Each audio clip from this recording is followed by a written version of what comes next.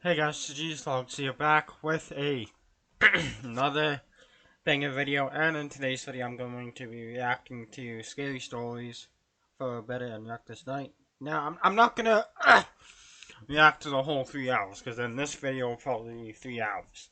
I'm going to probably be reacting to 20 to 30 minutes of it, and just split them into parts. So, let's just get right into the video, because this is going to be a long one. So, my story begins roughly a year and some change after the field incident.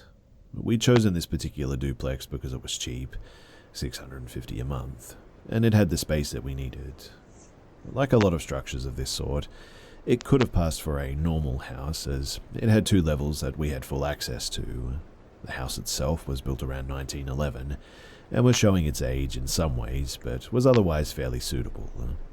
Minus the roach infestation that we had going on thanks to our neighbours, which, as we would find out after they moved out in the middle of the night, was caused by neglecting the children and a general lack of ever cleaning.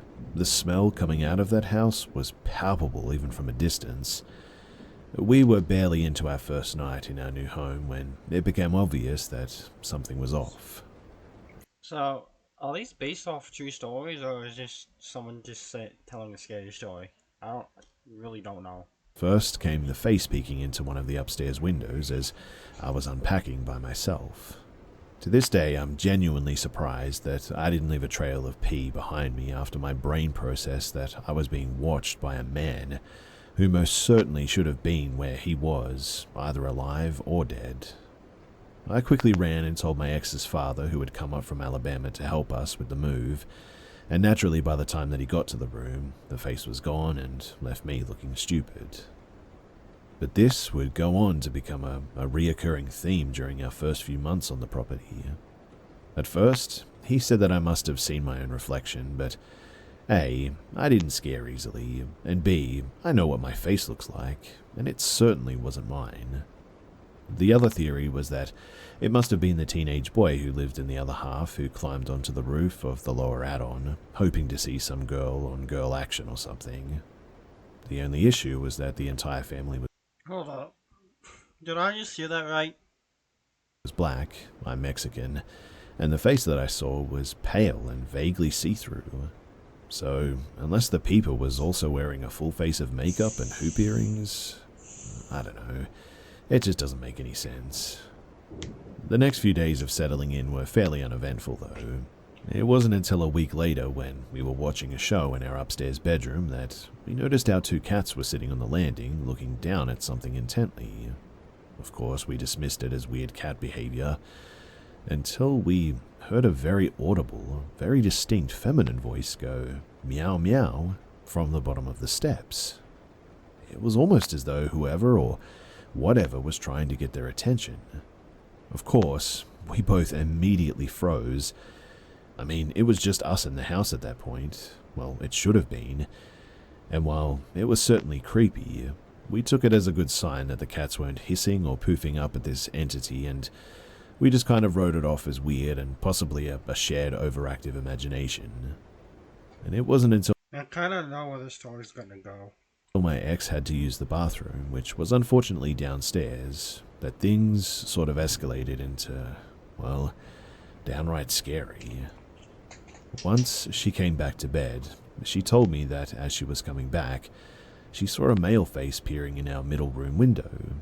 The only issue was that this window was 8 feet off the ground, and also had a large AC unit in it that would have prevented anyone from pressing their face against the glass panes like that.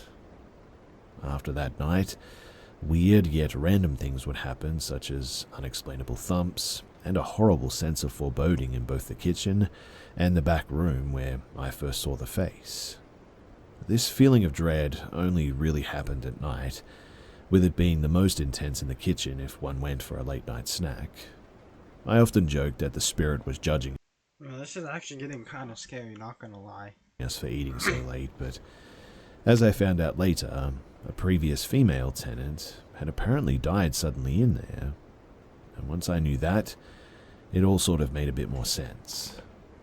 Eventually, we contacted 2 separate paranormal investigation groups, The first ones who came through didn't experience anything, earth-shattering at least, nothing enough to do anything about, and despite having the entities directly answer my questions through a spirit box or whatever they're called, concluded that it was more than likely just our imaginations. The second group wasn't much different, coming to the conclusion that my service related to PTSD was making me paranoid. Mind you, this was after we all witnessed one of those screw-top flashlights being turned on and off by itself whenever That's the one of the weird. investigators asked it to, along with a few floating entities being caught on a Kinect camera and being fairly interactive with all of them.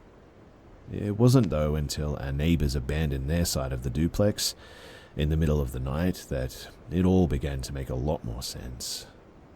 Once the owners began doing a deep clean and tossing out everything, I noticed a Ouija board sticking out of one of the trash bags that they'd left on the front porch.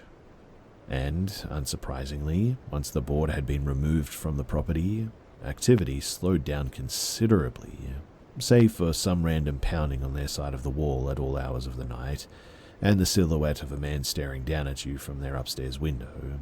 That and cabinet doors in our kitchen randomly flying open, which got really annoying after a while. However, these occurrences were all fairly rare for the next 2 years. That was until we broke up and I was left alone with the cats to use as explanations for weird noises. At which point, it all became more terrifying than it had ever been. Hoof steps and banging on the roof were common.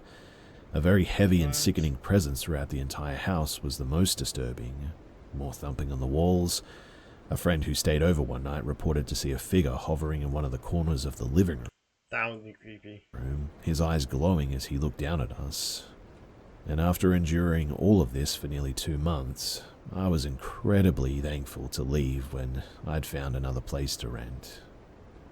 I must say, though, I feel pretty bad for whoever lives there next.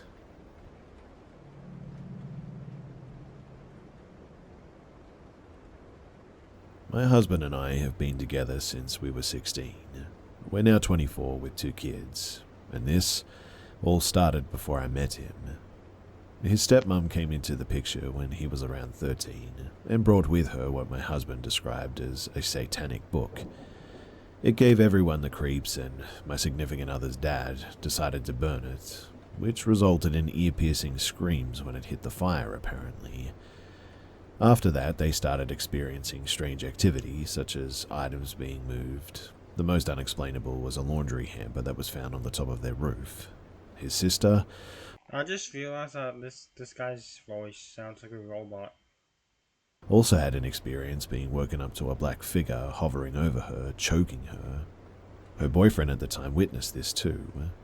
When my husband and I got together, I spent many nights with him, but whenever I did, I always had a bad feeling over there.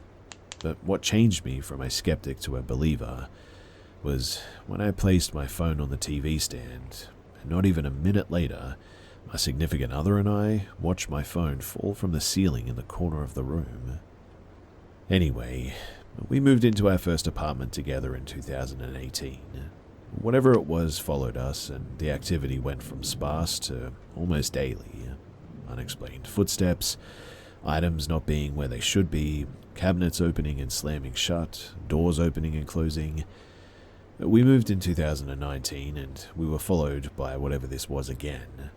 Nothing about the type of activity changed, but this is when it started showing itself to us. The first time, my husband and I were relaxing on the couch, which faced towards our dining area. The kitchen was behind the wall of where we had our TV set up, and I'm really not sure what compelled me to stop our conversation and look in that direction, but what I saw chills me to this day. Peeking out from What'd you see? behind the wall that separates the living room and the kitchen was a shadow figure of a tall man.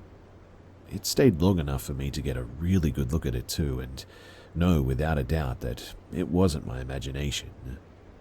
As soon as if it noticed that I saw it, it pulled itself back behind the wall though. During that moment, I was more curious than afraid, and I pursued it in fact. But when I got around the corner, there was nothing in the kitchen. When I think about it now, I wonder just how many times this thing was spying on us, in fact. And also, why would it pull itself back into the kitchen instead of disappear right there? Did it want me to follow it? In any case, shortly after this incident, my daughter was born. The activity, unfortunately, got worse again. It became a nightly occurrence that her door would open by itself. This also happened during her naps, even. Not only was my husband now seeing this figure too, but it also started touching us and even being vocal.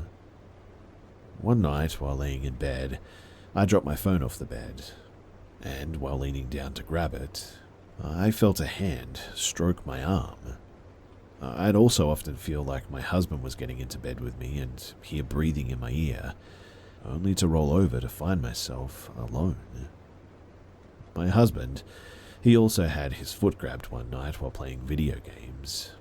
Night was when most of the activity happened. Our daughter was waking up screaming over 20 times a night. Her doctor said that it was the worst sleep regression that she's ever heard of. We moved again, though, in 2021. Our very first night being there, I was unpacking in the kitchen while my husband was putting our daughter down for bed. I turned around to see a huge shadow of a man go from one end of the kitchen to the That's creepy. other and disappear. Another night, we were woken up to banging on our walls, which faded out into tapping. This was a wall that separated our room from our daughter's room.